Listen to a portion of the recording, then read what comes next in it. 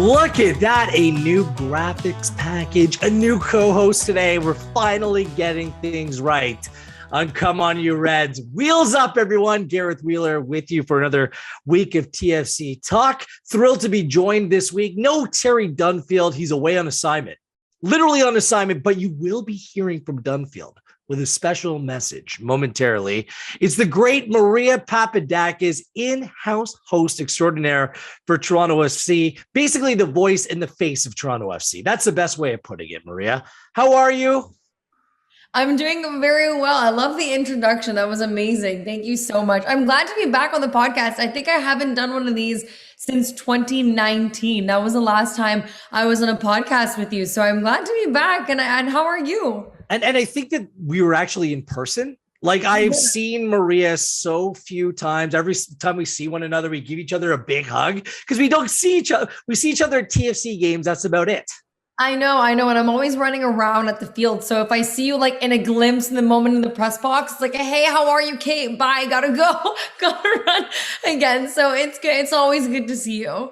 You must have so many random fans just come up to you and say, hey, Maria, what's going on? Take a minute. How often does that happen every match day?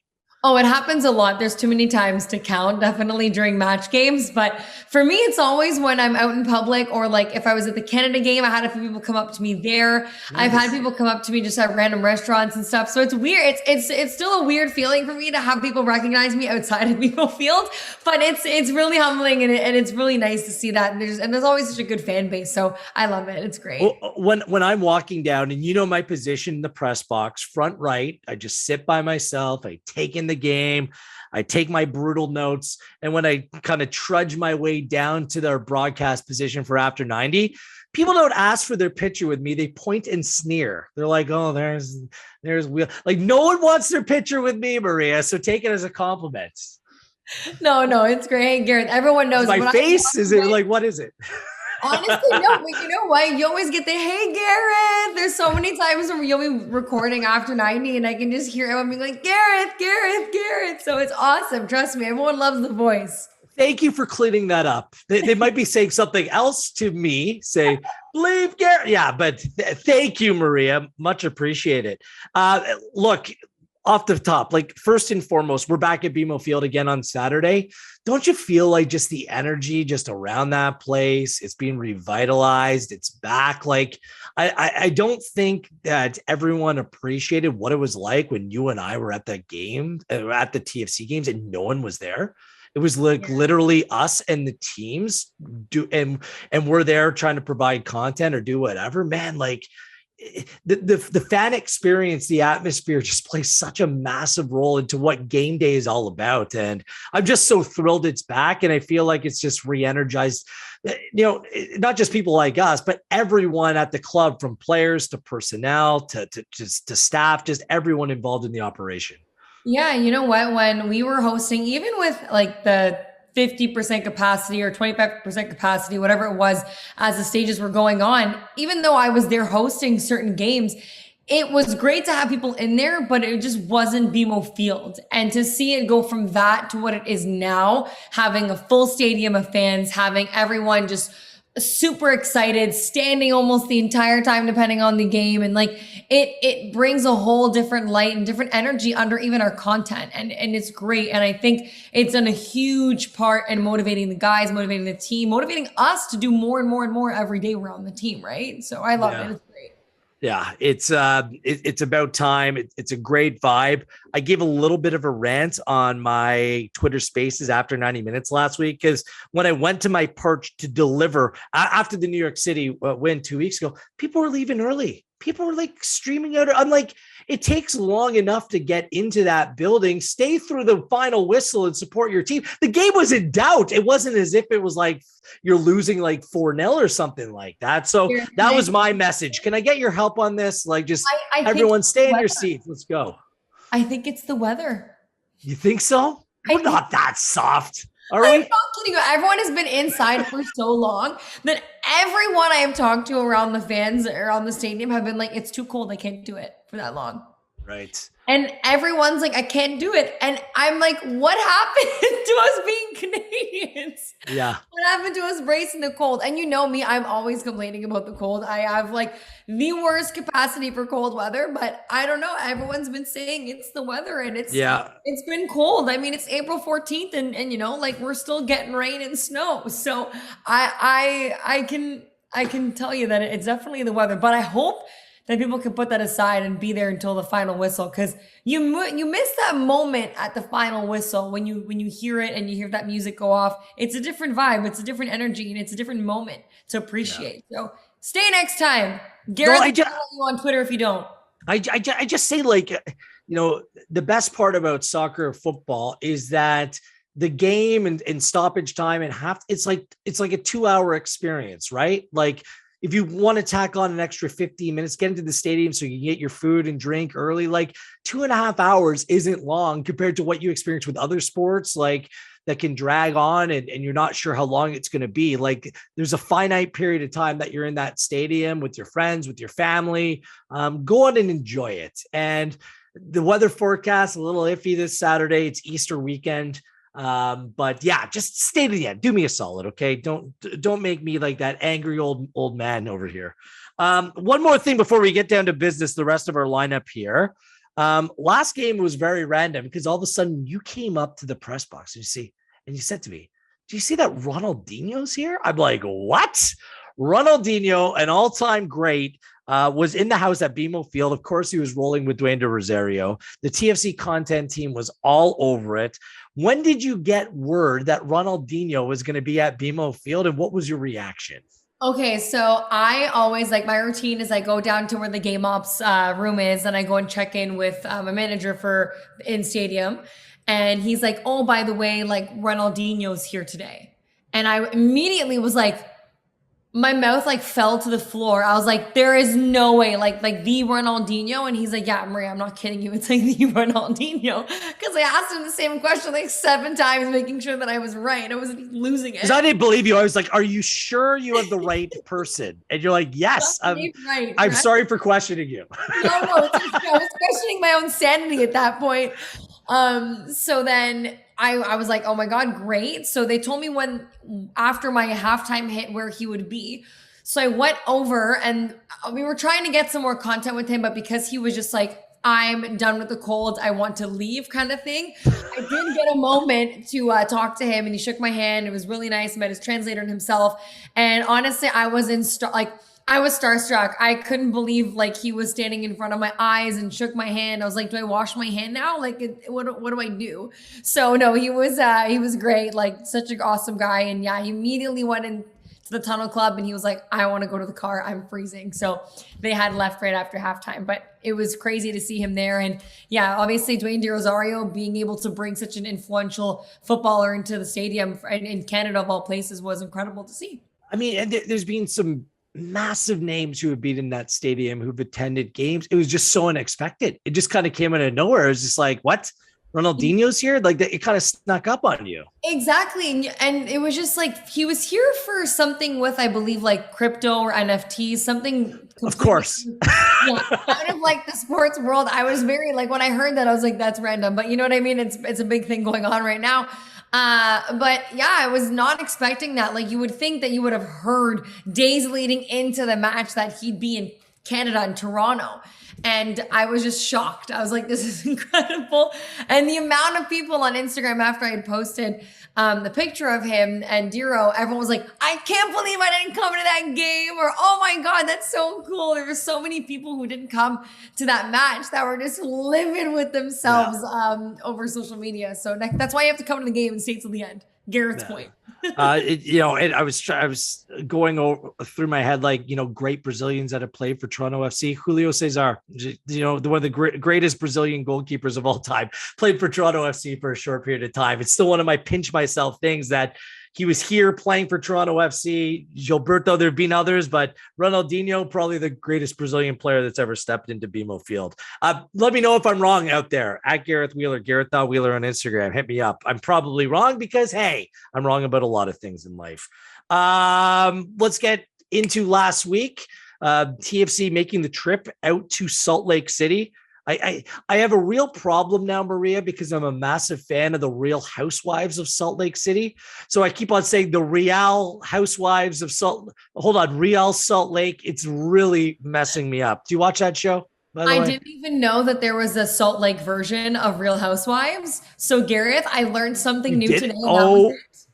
it I is only want to unbelievably see good. the Orange County ones and like the Atlanta and New Jersey. I think those are my favorite because they're just like they're in it. They're in it for to win it, and they're hilarious. So I Yes, watched my in my power rankings goes New York City, then it goes Salt Lake City. That's how good they are. Then it goes Orange County. Then it goes Jersey. Then Atlanta. So they're all amazing. But anyways, this is the thing that you get strung along in married life. You just start being able to recite your favorite housewives. So the crazy thing, like leading into the game, like I've been following and covering this team since day number one. I didn't realize that they haven't won there since like 2007. It was their first away win ever. And Salt Lake City's just been such a difficult place. I've been there for their one draw over that span. It's been like a house of horrors for Toronto FC. They come away with a hard-fought 2-2 draw on the weekend. And altogether, I'm feeling really good about this for a number of different reasons.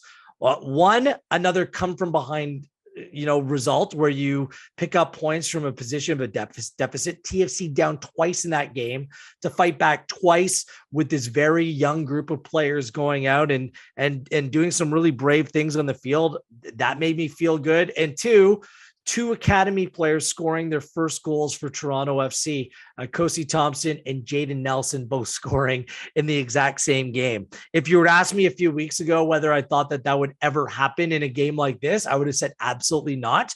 But now we're kind of seeing this new look Toronto FC team continue to grow and blossom before our eyes. How much did it surprise you? What were your takeaways from the draw last weekend? Going into the match, I didn't think that it'd be as 50-50 as it was. That back and forth, I honestly wasn't expecting that from either team. I thought there'd be more, I guess, I don't know if the energy is the right word, but I guess I would say more like I thought it'd be a higher scoring game in a sense. I don't know why I didn't think it'd be so 50-50, but I love the grit. I love the energy behind the guys getting back into it, searching for that win or draw that like they were going for those 3 points, but eventually ended up being that draw, which Jaden Nelson, absolutely amazing to see. And I think for the way I saw it was a lot of people underestimated the amount of young power on this team this season. And I think Saturday's match was a true explanation of how well this team does with such young players and how we have to really trust that young talent. I think with Bob Bradley as a coach this year, he's putting a lot of faith and a lot of ability in these young guys to have confidence and take those shots, take those goals. So when you have 2 MLS debut goals for these 2 guys, that's incredible. It's their first goal, first MLS goals of all time. And I think it was incredible to see. And then Jaden Nelson getting that goal to keep it equalized. So I thought it was incredible to see. Yeah. That is a perfect transition in my wheels up, wheels down of the week. My wheels up is it's time for the academy to shine. And Maria, I've been kind of a person that's been a little bit slow to come around to the idea of just playing kids or playing kids so much, because I really think that over the course of these long seasons, you need experienced players to come through. And in the past, when there was calls to play young Canadian players on a very good Toronto FC team that we've watched go on to compete and win MLS Cups, I just don't think that they've been ready. But the work that's being put into the academy, it takes time and patience in order to see it come to fruition, but the time is now. And we're seeing the rewards of being patient. I think that last season, some of the young players were maybe thrown into it a little bit too early, but this season under this head coach and Bob Bradley, the opportunities there for these players to carve out roles in this team, and they're rising to the occasion. And, speaking to a lot of these young players, it's not just the getting experience at the MLS level. It's like becoming much more mature from a physical perspective, an emotional perspective, a mental perspective, and being able, to answer that bell and play on a week-to-week basis. And I think that finally, you surround them with players like Bradley and Osorio, players that they can get them through some difficult moments. And now you're seeing it all come together real nicely for this team. So I'm thrilled for them. I couldn't imagine if these young academy players, these homegrown players weren't ready, where Toronto FC would be at just in terms of the overall turnaround of the squad. But they understand what it means to play for Toronto FC. And I think that is the main headline to start the season through 6 games, the way that these young players are achieving. And now we're starting to believe in what they're producing on a week-to-week basis. Yeah, and Gareth, if I may, honestly, I think it also comes down from the older guys on the team. You see that they, on the field during these games, they give them those opportunities. They allow them to explore and have that chance to take that shot, take that pass. Like there's a level of understanding where they know that these young guys also want to progress. And you can see that chemistry on the field each and every game, from training to game.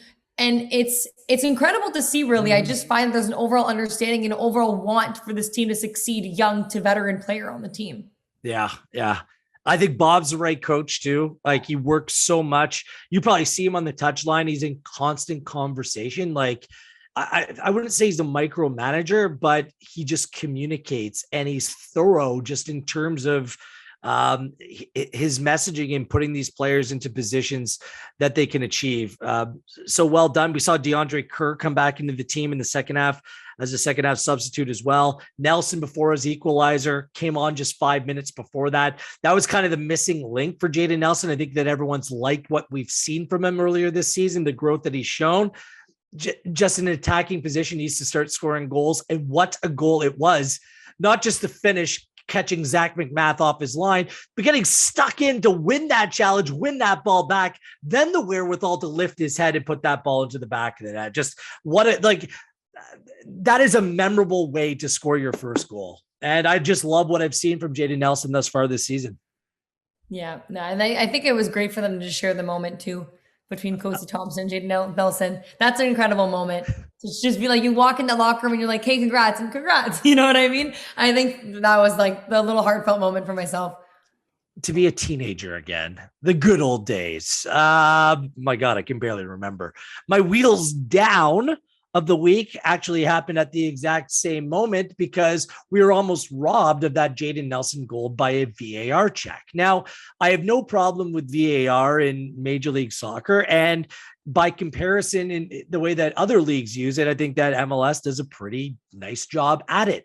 The problem is the subjective nature of the time when they went to check with that VAR challenge. They were checking to see if it was a foul on the field, if Jaden Nelson committed a foul on that challenge. I saw this in the CONCACAF Champions League. It happened to Montreal, where a goal was called back based on a challenge midfield. The referee didn't think it was a challenge at that time, but when you slow it down and you review it the way that you do, then sometimes it can create a different impression. Like, look, that's not something for me that we should be using VAR for. Use it for offside. Use it for obvious handballs, obvious penalties inside the area, whether the ball went over the line or not. Things that are a little bit more black and white. Like, how many tackles and challenges do we see a game? Like, we don't want to have to go back and reflect and review. Should that have been called back? Like, there has to be a little bit of gray area for a referee to go on and call a game the way that they best see fit. So I didn't like that, because it almost took away what turned out to be an incredibly special moment. But there was that threat. And based on the way that the early season, some of the calls that played out, you're like, oh no, it's not going to. I just didn't like the way that works. So that's my wheels down of the week. No, nothing.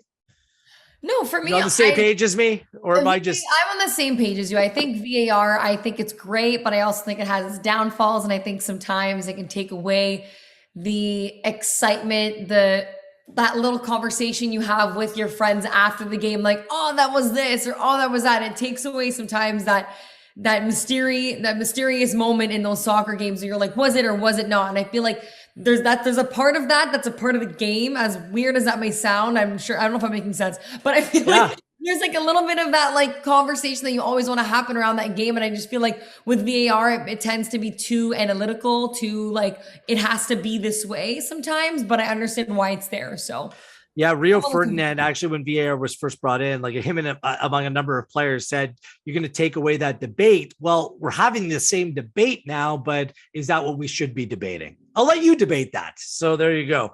A couple other news or noteworthy performances from last weekend's game. I thought Jacob Schaffelberg was great. It was really too bad that he went down through injury so early in the season, missed a few games, but the way that he can, with such power and pace and speed, just get in behind the back line and play those balls across. His distribution last season, it improved so much. And that ball to Thompson on the far post, by the way, not an easy finish by Kosi Thompson on the goal as well. I like how he decided to use placement and not power, just steer it into the corner. I thought Schaffelberg, he's showing the makings of being a different type of player than anyone else that TFC has on the field, and now playing from a little bit of a deeper position at that left wing back role. I think it could suit him to a T. So I like what I saw, him coming back into the team. And you mentioned it, Maria, just about some of the older players in the team. I don't think we often talk about Jonathan Osorio for obvious reasons, a Canadian connection, him qualifying for the World Cup, him playing alongside Michael Bradley in a more of a double pivot role, Osorio playing a little bit further up and Bradley kind of holding. That relationship is working, and they're providing stability in front of the back three. And oftentimes I don't think that it's acknowledged how much work and how vitally important the positioning, the leadership, the play of Michael Bradley is on a week-to-week basis. I thought he was excellent in Salt Lake, tying the team together. He still has a huge role to play in this team. And him and Osorio, you took away Delgado from the team last year, and you're wondering how that was going to work, going from the 3 to a 2. And I think that they've exceeded my expectations the way that they played out of the gate this season as well. Completely agree. Anything else that you want to bring up about the game? I mean, the first Real Salt Lake goal was unsavable by Justin Miram. Little bit of mistake leading to the Krylak goal in the 43rd minute. It was tough on Lucas McNaughton because he's played very good, just misjudged the ball in the air. He was taken off at halftime based upon a tactical change, switching to 4 at the back rather than 5. So he was sacrificed. I don't think it had anything to do with his player that moment. And it was a logical choice to bring on a more attack-minded team for the second half to try to go on and find that equalizer. And guess what? It worked for Toronto FC on the night as well. My only other thing I mentioned, 2 things actually. The same starting 11 back-to-back games for the first time this season. So some consistency finally we're experiencing in the team. And now TFC have gone 16 games without a clean sheet. You think about some of the goals, though, that Alex Bono's conceded this season last, like nothing he could do. I think that's keeping Bones and goalkeeper coach John Conway up at night. Like they want that clean sheet desperately. You know how much that means to them. I think that's kind of the next step, the next piece that's kind of going to come together for this team. Just making sure that you add that clean sheet. But other than that, a great away performance, Maria. Now TFC picked up points in their last 3 games. And now they're 2-2-2 on the season. Yeah, do you take that? Are you happy with that return thus far? I think anytime you leave with a point, it's a great return. So I think whether you're leaving with something, 1 or 3 points, you're still leaving with something. So I think it's great momentum going into this weekend's match. So we'll see. 8th place in the table, joint or the exact same record as Columbus Crew, who are a good team, 3 points back of second place Orlando. So things are congested. No one's running away with it, with the exception of perhaps the team that we're seeing at BMO Field this Saturday. The Philadelphia Union roll into town. Philadelphia Union, the only undefeated team in Major League Soccer, 5 wins and a draw. The game this weekend goes down at 7:30 p.m. at BMO Field. Let's go to Maria Papadakiss for her game in focus. What are we looking at in terms of Toronto FC and this matchup in particular this Saturday? Yeah, so for me, I think it goes back to what we said about the young stars. I got to mention Jaden Nelson again. He's been absolutely incredible from last season to this season. He's already had 4 starts in 6 matches. So for him, that's an incredible start to the season. And he's been absolutely amazing. I think he's going to come into this match and really show if he does start another side of us coming off of that goal again. I think he's going to be a player to watch grow throughout the season. And under Bob Bradley's management, you really see how much he's changed as an athlete and as a young player. So I think he's one of my players to watch coming into this match. My second point would be that the Union is a tough team. The Philadelphia Union, like you said, they're coming on. They're coming in on a 5-game winning streak, and they've had 4 clean sheets in 2022. I know we just spoke about how Toronto FC hasn't had a clean sheet yet, but they've had 4. So they're going to be a tough on the defense, tough on trying to get those goals in. And a player to watch on their side is Daniel Gazdag. He scored in 4 consecutive matches, which is tied the longest offensive stretch in Union history, matching CJ Sapong in 2015. So I think that's absolutely incredible. A player to watch. I think they're going to have a really, really strong offensive play going on throughout the match. So definitely up for our defense to keep an eye out for that. And then my third point would be how we mentioned the Reds are at 2-2-2 right now. However, they're undefeated in 3 matches. So Toronto FC will be holding some momentum. However, Philadelphia has a Union when they lead at half for winning. So we have to make sure that we try to avoid that, and we try to come in getting a goal leading the half at halftime. So those are my points heading into the match. Those are what I'm looking out for. And what do you think, Gareth? I like the play on words. It was very Wheeler-esque. Philadelphia as a Union. Well done. They're not just a good attacking team. They haven't conceded a goal in their last 4 games. At Philadelphia, it's funny. They were in, they drew their first game of the year. You were wondering, they did make some significant offseason moves, but man, they look to be the team to beat, at least so far in Major League Soccer for good reason. It's going to be that much more difficult as well with no Carlos Salcedo this weekend, by virtue of him being sent off against Real Salt Lake. He's suspended this weekend for Toronto FC. So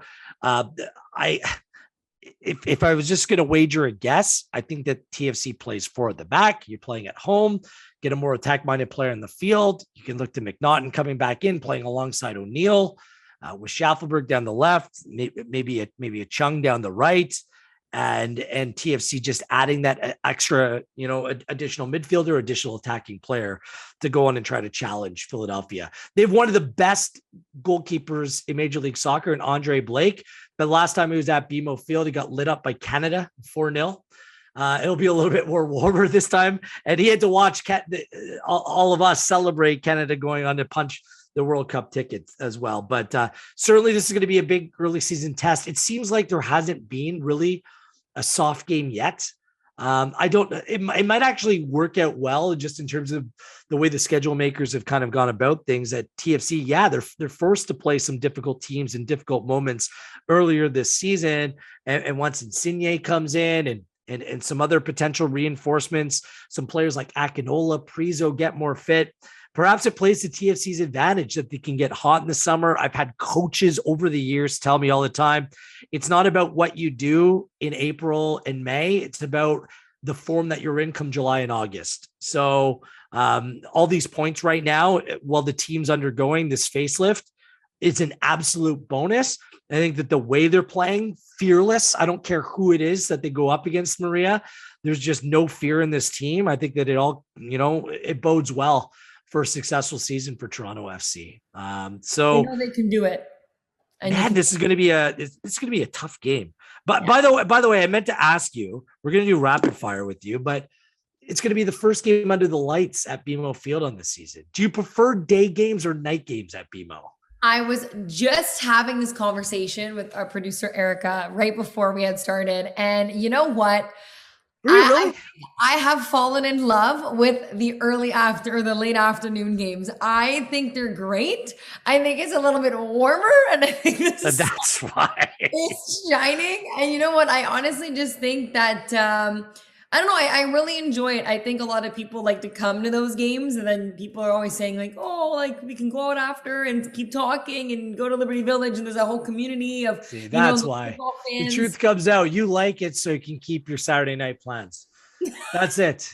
There's an even balance. However, going back to it, I do miss being under the lights. There's something about that dark sky and those lights shining that I really do miss.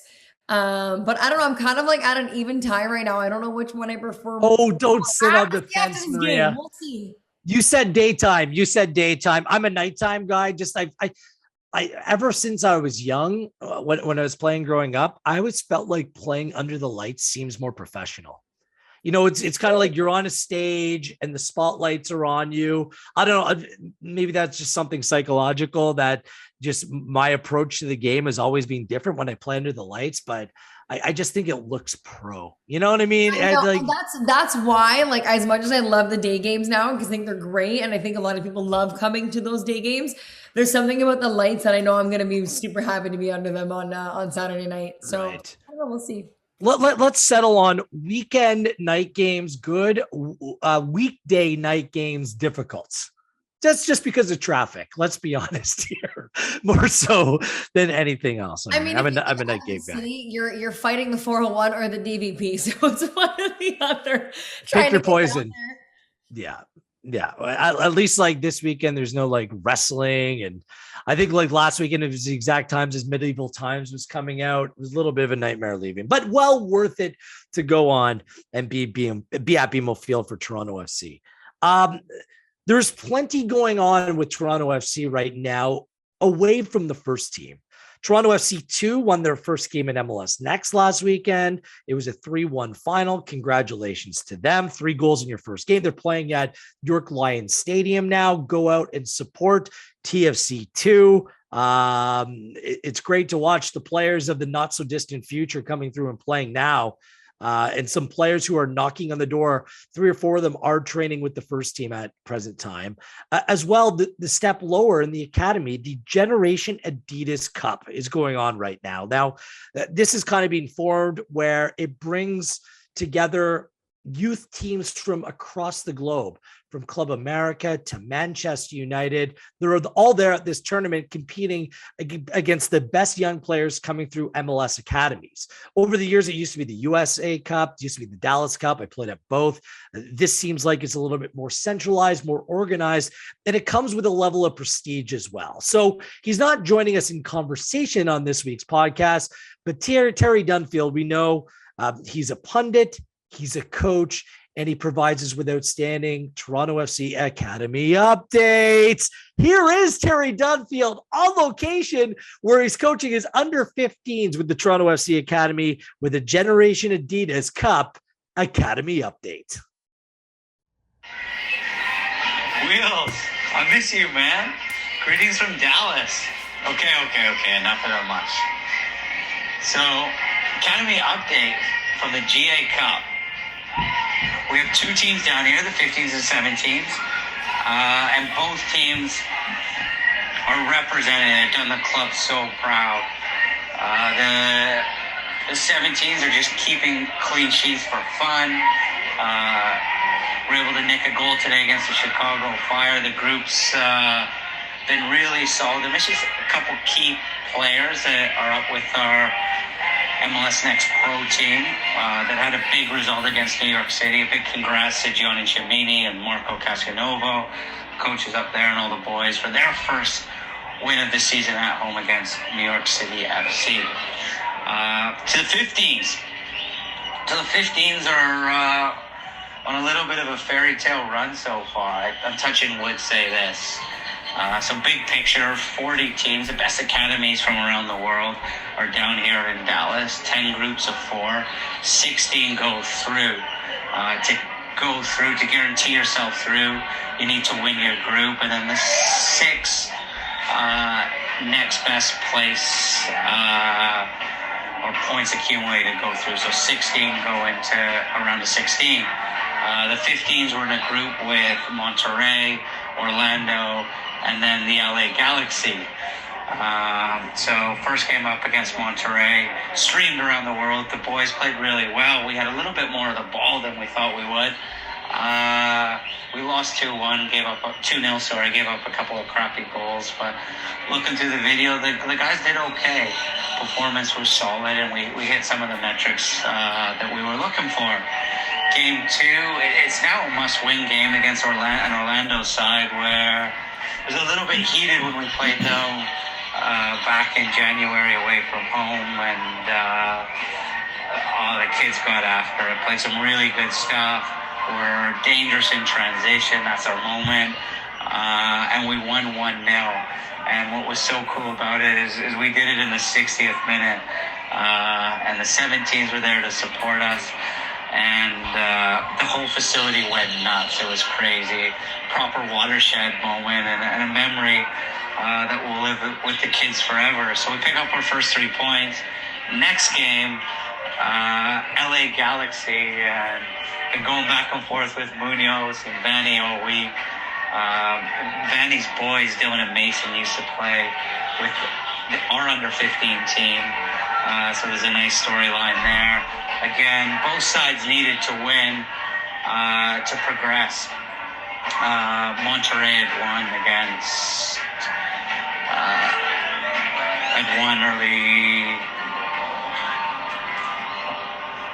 Monterrey were playing Orlando, and both sides had a shot at progressing.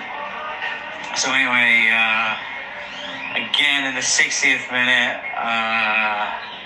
our 9, Joseph Chuku, gets through and scores, and again the facility erupts. We win 1-0. It was such a cool feeling for the guys. They were just so happy.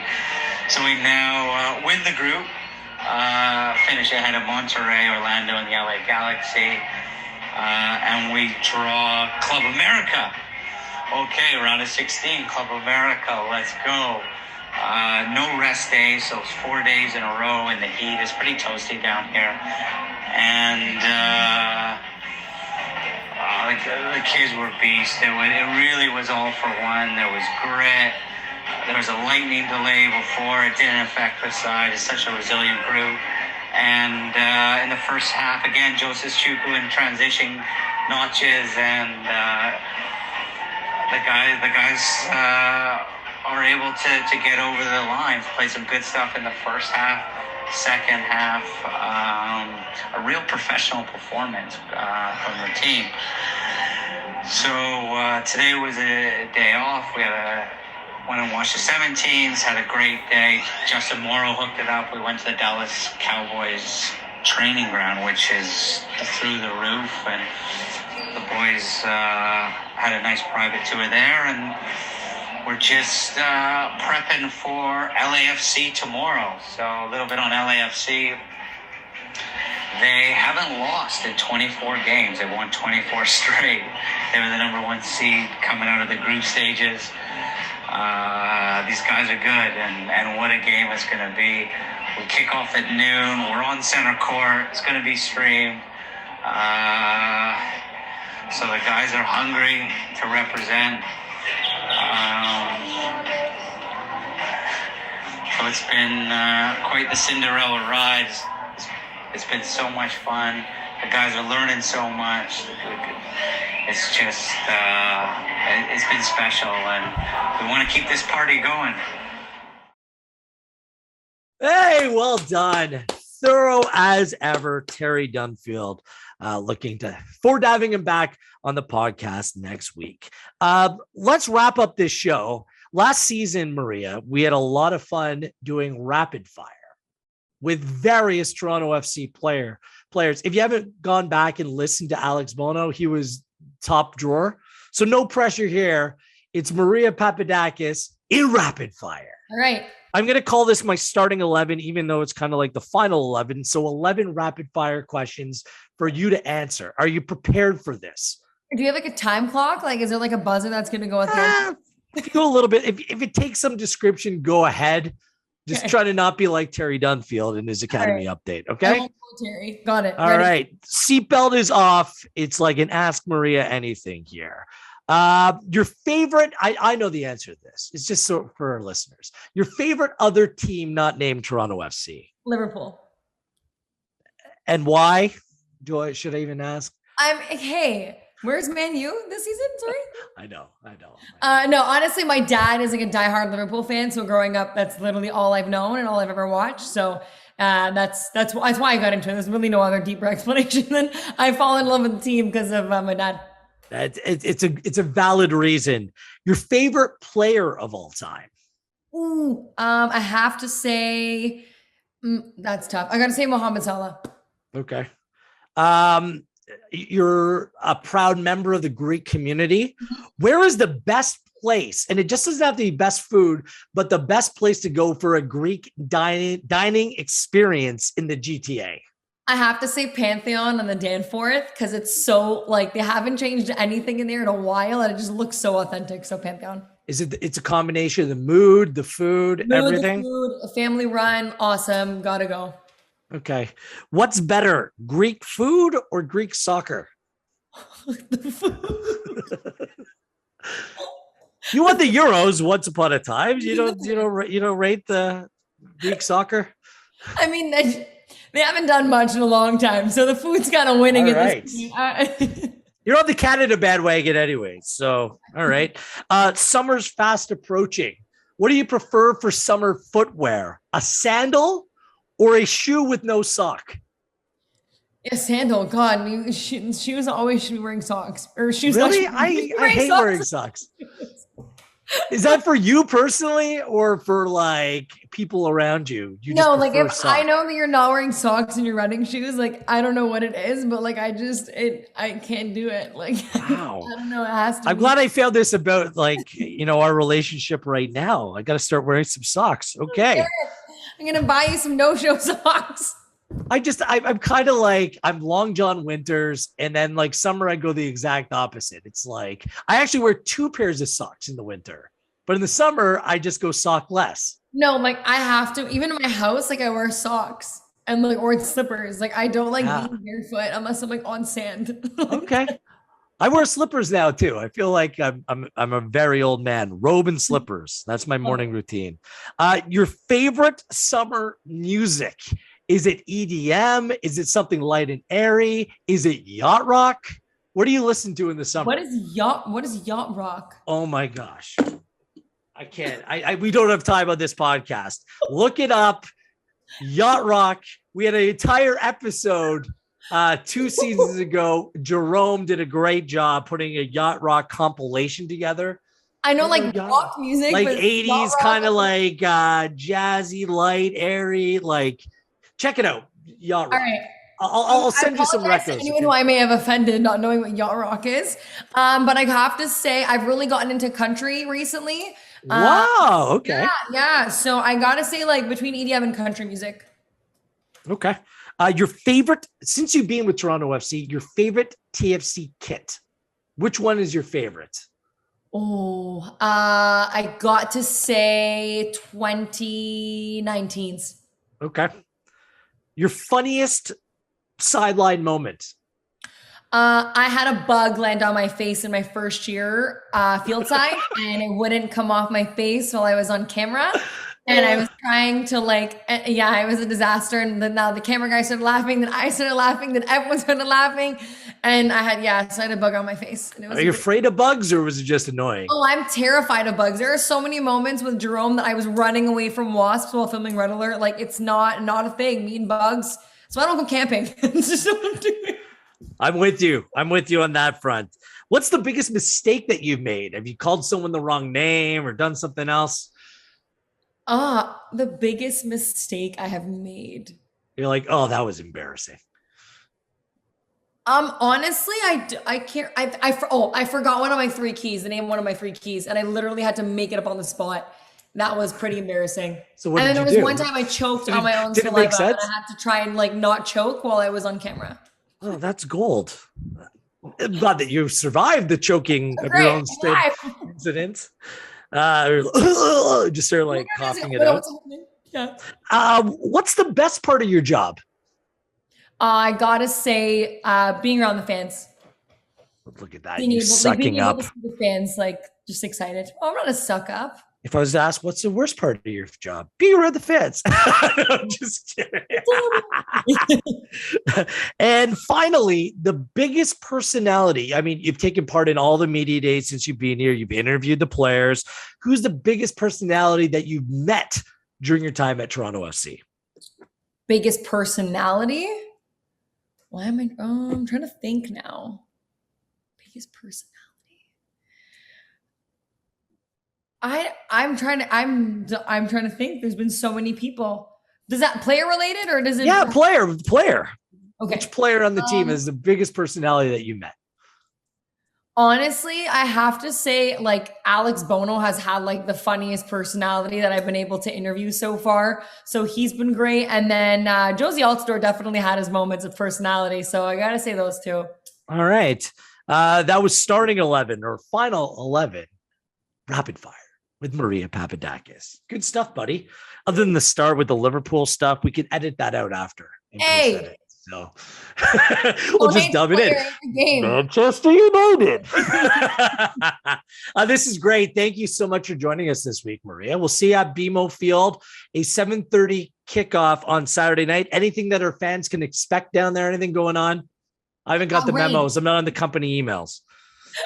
Lots of rain, but honestly, just make sure you guys go check the match day guide on the website. Everything is there for you guys. And if you have any birthdays or anything with someone you're coming with, you guys can make sure you input their names and they can come up on the video board. So there's always fun things to do around BMO Field. And thanks for having me, Gareth. I was always so happy to be here. We'll do this in person again sometime soon. Okay. Up at the training ground. She is Maria Papadakiss. Great job this week. Thank you to our producer extraordinaire, Erica, that I almost made that one word, extraordinarica. But I'm a professional broadcaster, so I can fight through it. On behalf of everyone here at Toronto FC, I am Gareth Wheeler. We'll see you at BMO Field Saturday night. Philadelphia Union roll into town. Wheels down for this week on Come On You Reds.